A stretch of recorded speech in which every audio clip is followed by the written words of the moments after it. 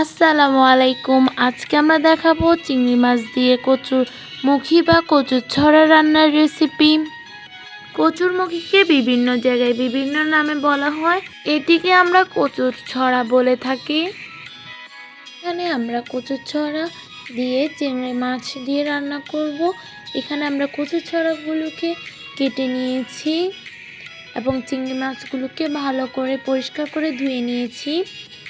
এখানে একটি প্যানের মধ্যে আমরা তেল নিয়ে নিয়েছি। এখন আমরা চিংড়ি মাছগুলো তেলে ভেজে নেওয়ার জন্য হাফ চামচ লবণ দিয়ে দিয়েছি এবং হাফ চামচ হলুদ গুঁড়া দিয়ে দিচ্ছি। এখন ভালোভাবে চিংড়ি মাছের সঙ্গে হলুদ এবং লবণ মিক্স করে নিব। এখন চিংড়ি মাছগুলো ভেজে নিব।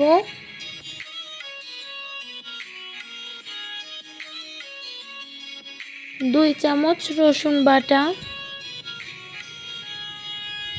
1 চামচ আদা বাটা,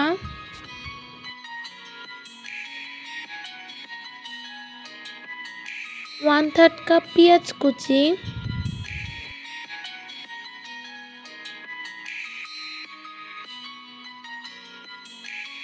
হাফ চামচ হলুদ গুঁড়া, চামচ মরিচ গুঁড়া, 1 চামচ ভাজা জিরার গুঁড়া, 1 চামচ লবণ দিয়ে এখন আমরা চিংড়ি মাছগুলোকে এখন মশলার সঙ্গে কষিয়ে নিব। 1 টেবিল চামচ টমেটোর পিউরি দিয়ে দিচ্ছি, আপনারা চাইলে টমেটো কুচিও দিয়ে দিতে পারেন। এখন কচুর ছড়াগুলো দিয়ে দিচ্ছি। কিছুক্ষণ আমরা কচুর ছড়া এবং চিংড়ি মাছকে একসঙ্গে ভেজে নিব। কিছুক্ষণ এখন কচুর ছড়াগুলো আমরা ভেজে নিয়েছি। এখন এগুলো কষানোর জন্য পানি দিয়ে দিচ্ছি। কষানোর জন্য কিছুক্ষণ ঢেকে রাখবো। এখন 10 মিনিট পর দেখাচ্ছি, আমরা অফ ক্যামেরায় 2-3 বার নেড়ে দিয়েছিলাম। এখন কষানো হয়ে গিয়েছে। এখন 2 কাপ পানি দিয়ে দিব।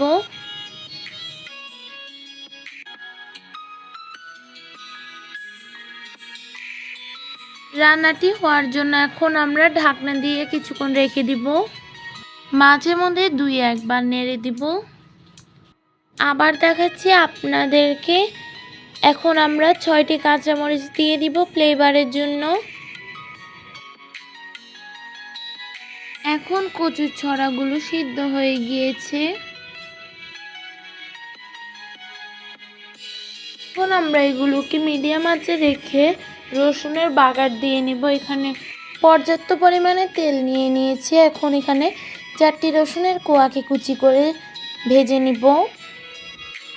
এখন এগুলোকে ব্রাউন কালার করে ভেজে নিয়েছি। এখন কচুর ছড়ার সঙ্গে দিয়ে দিয়েছি। এই পর্যায়ে এখন আমরা চুলাটি অফ করে দিব। কচুর ছড়ায় ঝোল রাখা লাগে, না হলে পরে ঝোলগুলো টেনে যায়। আমাদের দেওয়া ভিডিওগুলো ভালো লেগে থাকলে আমাদের ইউটিউব চ্যানেলটি সাবস্ক্রাইব করে দিবেন এবং ফেসবুক পেজটি ফলো করে দিবেন, সাথে লাইক, কমেন্ট এবং শেয়ারও করবেন। আসসালামু আলাইকুম।